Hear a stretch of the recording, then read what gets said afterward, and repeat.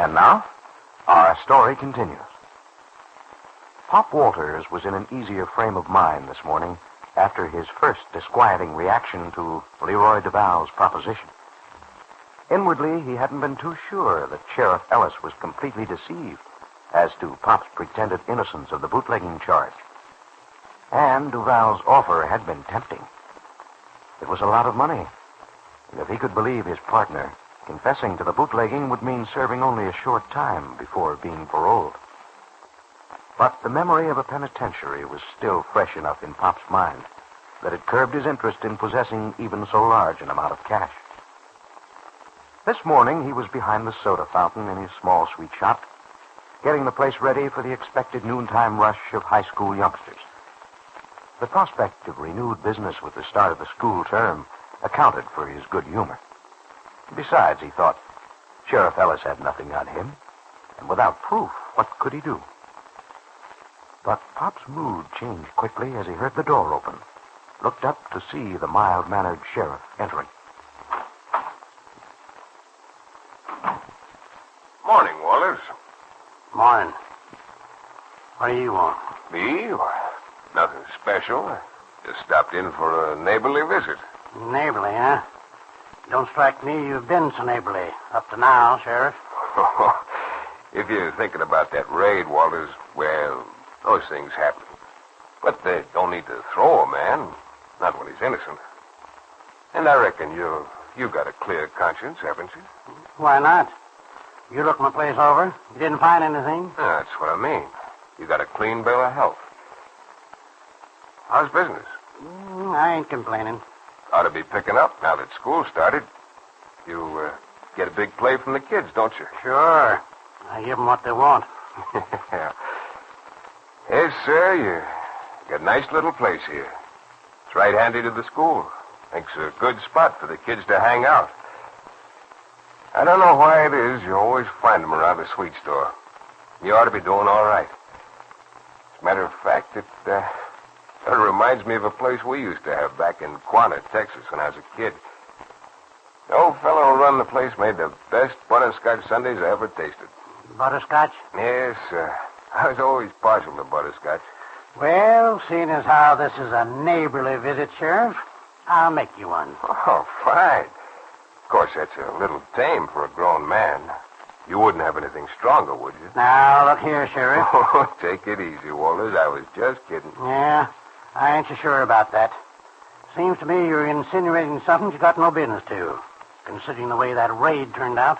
Oh, by the way, speaking of that raid, I thought you was of a mind to cause some trouble about it. How come you didn't? I figured I didn't have to protest my innocence. Yeah, that's right. I'd say that's sound reasoning. Oh, you say you got butterscotch, huh? I think I'll take you up on that offer. Kind of whetted my appetite thinking about it. Okay, Sheriff. Somebody was telling me you're a Southerner, Walters. What part of the South you hail from? Tennessee. Tennessee, huh? What part of Tennessee?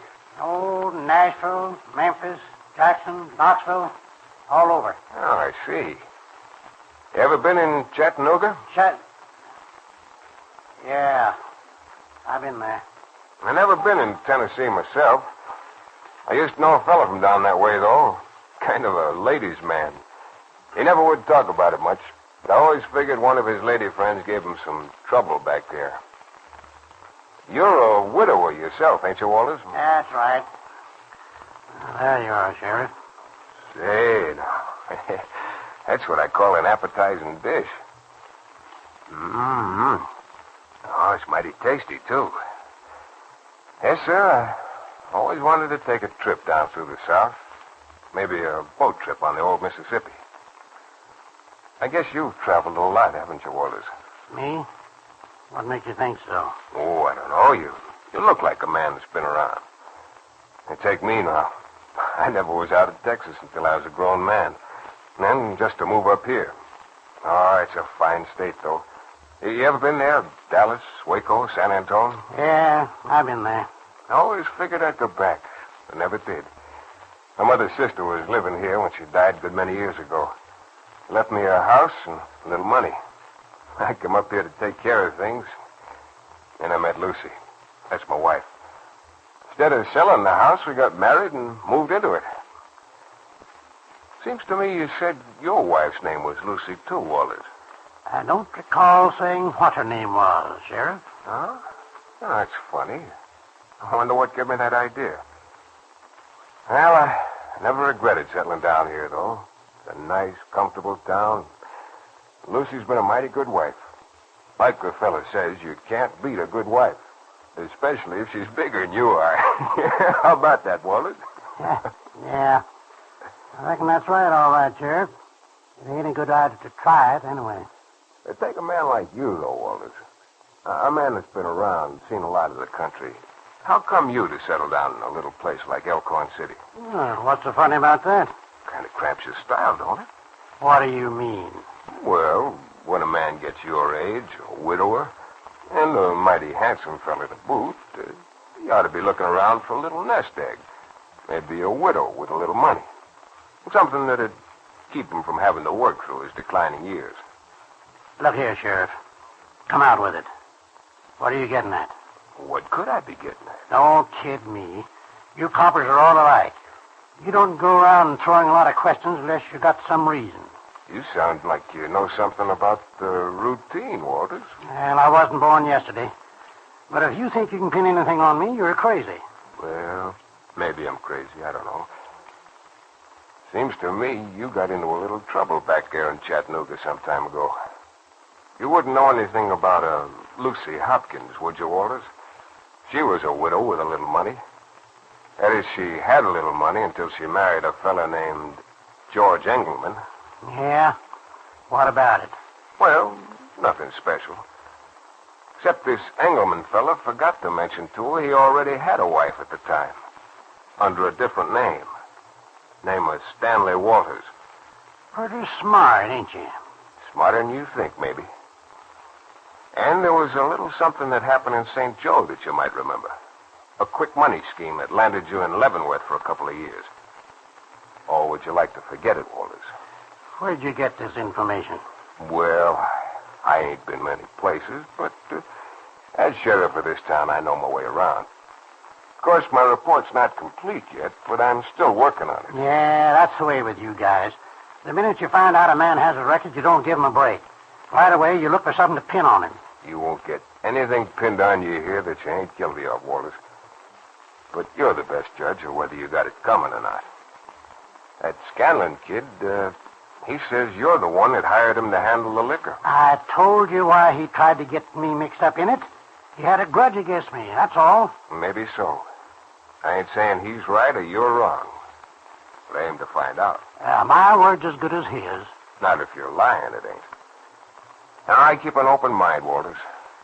Might be like you say, but Ricky's already confessed to his part in it, and I can't figure what he has to gain by incriminating you.